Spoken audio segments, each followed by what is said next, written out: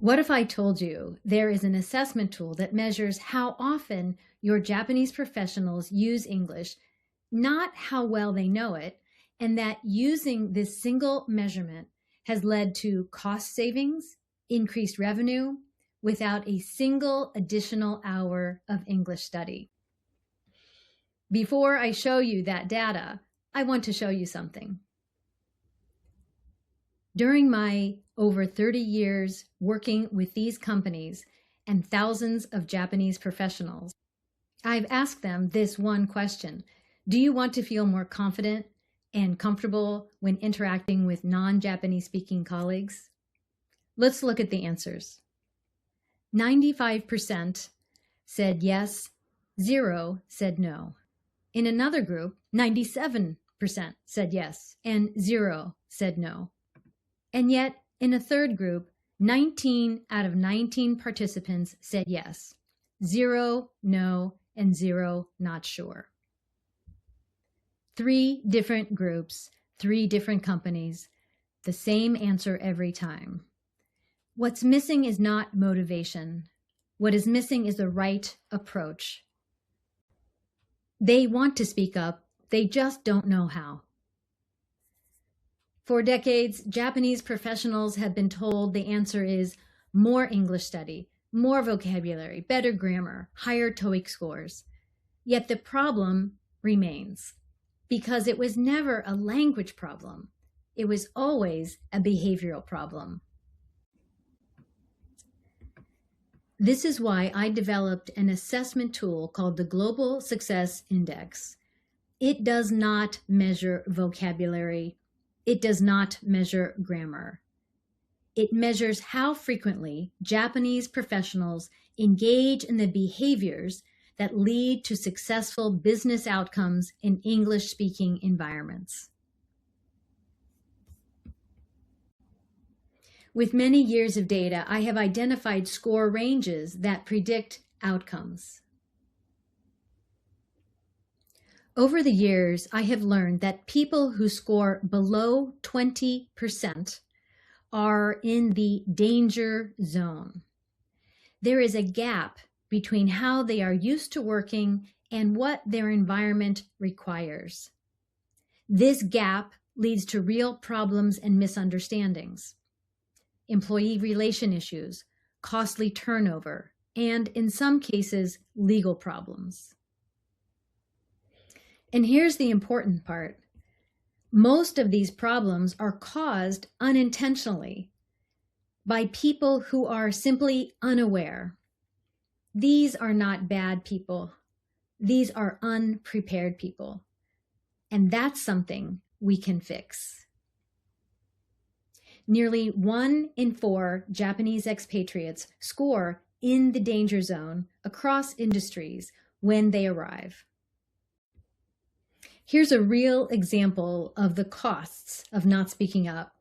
A construction company I worked with had committed to paying 50 subcontractors $1,000 per day on any given day because Japanese managers did not communicate clearly on the work site. About 40 of those 50 workers were idle. That's $40,000 in a single day.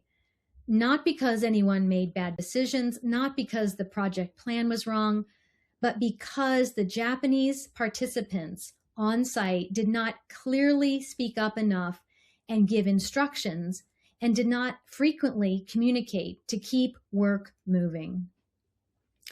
That's the cost of not speaking up. I worked briefly with one client who assessed all of their newly arrived Japanese expatriates, and several of them scored under 20% in the danger zone. But the company decided not to take any action to support these expatriates. One of these expatriates was really struggling with his life and work here in the United States. He was in New York, and he was struggling so much that he suddenly quit. He not only went back to Japan, he quit the company entirely, which, as we know, is a significant cost. That outcome was predictable from early on. The Global Success Index identified him as a risk, and if he had been supported, perhaps he would not have left the company. Now I'd like to show you what change looks like when you measure behavior instead of English proficiency. I worked with a Japanese expat, I will call him TK, and he's based in New York. He's surrounded entirely by Japanese colleagues. He ate lunch every day with Japanese colleagues and spoke mostly Japanese during the day, even though he technically works inside the United States. When I assessed him using the Global Success Index, as you can see here, his score was very low. His score was a total of 8 out of 100. Looking more closely, we can see that his communication score is only 10%. In-person engagement, 9. Social investment, 14. And trusted relationship is 0. His job required him to visit American clients, but his comfort in English was so low that he was avoiding these visits. That avoidance was costing his company revenue that they didn't even know they were losing. Over a few-week period, he changed 3 behaviors with 0 English language study. First, he started a Monday morning soccer conversation at the office. It was very short and casual, but he started talking with English-speaking colleagues who shared his interest in European football. Second, he liked soccer, so he joined an English-speaking soccer league outside of work. TK already played in a Japanese-speaking league, so he simply added 1 English-speaking group, 0 cost. And the third action he took was that instead of letting his wife take their children to all the school events, he started doing it himself. Ballet lessons, birthday parties. And then at these events, he made a point of making small talk with other parents every single time. That's it. These 3 behavioral changes. No grammar study, no vocabulary drills, no English classes.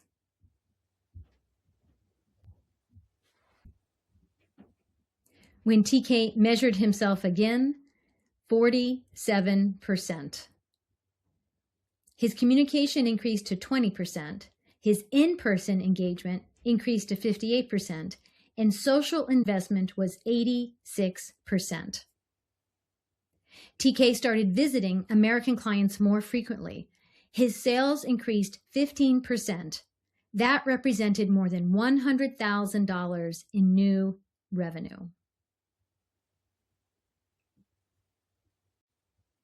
That is the return on investment of speaking up. TK is not an isolated case. Recently, I worked with a group of financial professionals, and here are direct quotes from some of the participants. It has led to improved work efficiency. Previously, I would spend about 5 minutes confirming things via chat.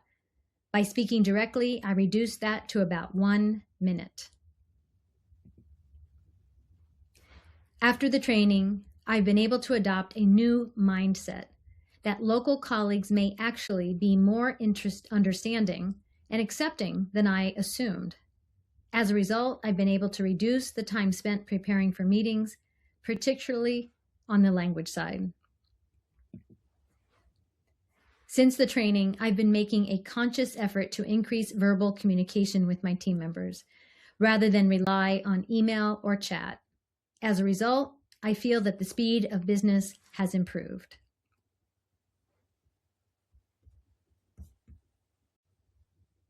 "95% of Japanese expatriates who take the Global Success Index report speaking up more after taking the assessment. 89% said it increased their confidence. not from studying more English, but from measuring their behavior. This is true across industries, across roles, and getting the same result.